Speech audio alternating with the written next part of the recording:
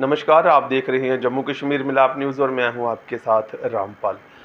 आपको बताएं कि भगवान परशुराम जी का जो जन्म उत्सव है वो आ रहा है और इस दिन को जो है बड़े ही धूमधाम से, श्रद्धा भाव से और हर्षोल्लास से जो है वो मनाया जाता है। हमने आपको भगवान हनुमान जी के जन्मोत्सव पे जो कार्यक्रम हमने जो हमारे साथ प्राचीन शिव मंदिर विश्वनाथ से महामंडलेश्वर जी हैं, श्री श्री 1008 अनूपगिरी जी महाराज और परशुराम जी का जो जन्मोत्सव आ रहा है उस पर जो है वो विशेष बातचीत करेंगे। महाराज जी, आपका बहुत बहुत स्वागत है। धन्यवाद। महाराज जी, जानना चाहें कि भगवान परशुराम जी की जो जन्मोत्सव आ रहा है उसके संबंधी जो हमारे दर्शक हैं वो विशेष जानकारी जो वो चाहते हैं। भगवान श्री परशुराम जी का जन्मोत्सव मंगलवार को मनाया जाएगा, 29 अप्रैल को। भगवान परशुराम जी का जन्म वैशाख शुक्ल पक्ष की तृतीया तिथि के दिन हुआ था और प्रदोष काल में हुआ था।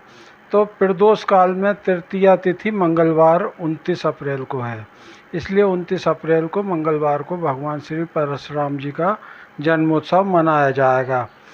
भगवान श्री परशुराम जी ने उद्दंड शासकों को दंड देकर कई बार पृथ्वी पर धर्म का संस्थापन किया है। इनकी पितृभक्ति पूरे समाज में मशहूर है। परशुराम जी का पराक्रम और रण कौशल आज भी हमारे लिए प्रेरणा का स्रोत बना हुआ है। इन्होंने शस्त्र और शास्त्र दोनों की शिक्षा दी है। तो हमें चाहिए कि हम उनके पद चिन्हों पर चलते हुए अपना जीवन सफल बनाएं। जी गुरु जी, अक्षय तृतीया का भी जो है बहुत ही अधिक महत्व है, उसके बारे में जानकारी चाहेंगे। देखिए, तृतीया को उदय तिथि जो लेते हैं ना, वो है बुधवार को। तो अक्षय तृतीया बुधवार को 30 अप्रैल को मनाई जाएगी। अक्षय का मतलब होता है जो कभी क्षय नहीं हो, उसे अक्षय बोलते हैं। इसलिए अक्षय तृतीया को अक्षय और अनंत फलदायी कहा जाता है। इस दिन जिसका भी परिणय संस्कार होता है उनका सौभाग्य अखंड रहता है। इस दिन महालक्ष्मी की प्रसन्नता के लिए भी एक विशेष अनुष्ठान किया जाता है जिसका अक्षय फल मिलता है। इस दिन आप बिना पंचांग देखे हुए कोई भी शुभ कार्य कर सकते हैं। इस दिन कोई तिथि मुहूर्त कुछ नहीं देखा जाता है। इस दिन को स्वयं सिद्ध मुहूर्त कहा गया है। कोई दोष नहीं, जो काम करना हो आप कर सकते हो। जैसे शादी करना है, सोना खरीदना है, नया सामान लेना है, गृह प्रवेश करना है और पदभार ग्रहण करना है, वाहन खरीदना है, कोई भी नया व्यापार शुरू करना है, आप कोई भी कार्य शुरू कर सकते हैं। ये स्वयं सिद्ध तिथि है। और अक्षय तृतीया का जो महत्व है, इस दिन से ही सतयुग त्रेता युग का प्रारंभ हुआ था। भगवान परशुराम, नर नारायण, हयग्रीव आदि अवतार भी अक्षय तृतीया के दिन ही हुए थे। कुबेर को भी अक्षय तृतीया के दिन ही खजाना मिला था। ब्रह्मा जी के पुत्र अक्षय कुमार का अवतरण भी इसी दिन हुआ था। और जो अपने चारों धाम हैं उनमें से एक बद्रीनाथ, इसके पट भी अक्षय तृतीया के दिन ही खुलते हैं। तो इस दिन दान का बहुत ज़्यादा पुण्य माना गया है। इस दिन किए गए जप, तप, दान, स्नान, इनका पुण्य फल अक्षय रहता है। इनका फल जो सामान्य तिथि होती है ना, उससे कई गुना अधिक होता है।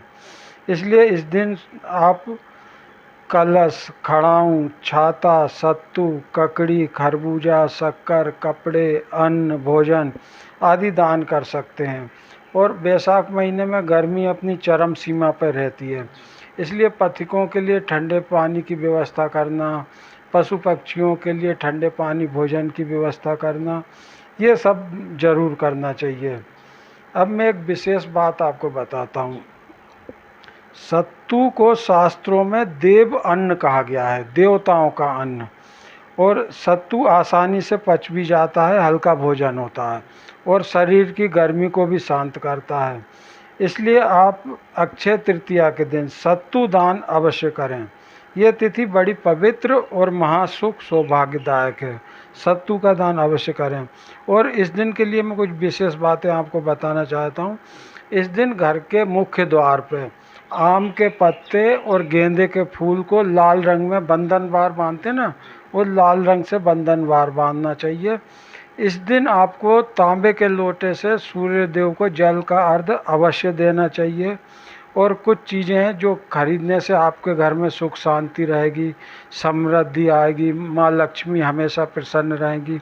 जैसे सेंधा नमक, पीली सरसों, साबुत धनिया, रुई, झाड़ू, मिट्टी के बर्तन, सोना चांदी। अब सोना चांदी तो हर आदमी नहीं खरीद सकता, लेकिन इसमें जो सेंधा नमक, झाड़ू, पीली सरसों, साबुत धनिया, इनका बड़ा महत्व है। ये अक्षय तृतीया के दिन अवश्य खरीदनी चाहिए, बंधनवार बांधना चाहिए। इससे महालक्ष्मी आप पे साल भर प्रसन्न रहेंगी, आपके घर में सुख शांति समृद्धि रहेगी। धन्यवाद।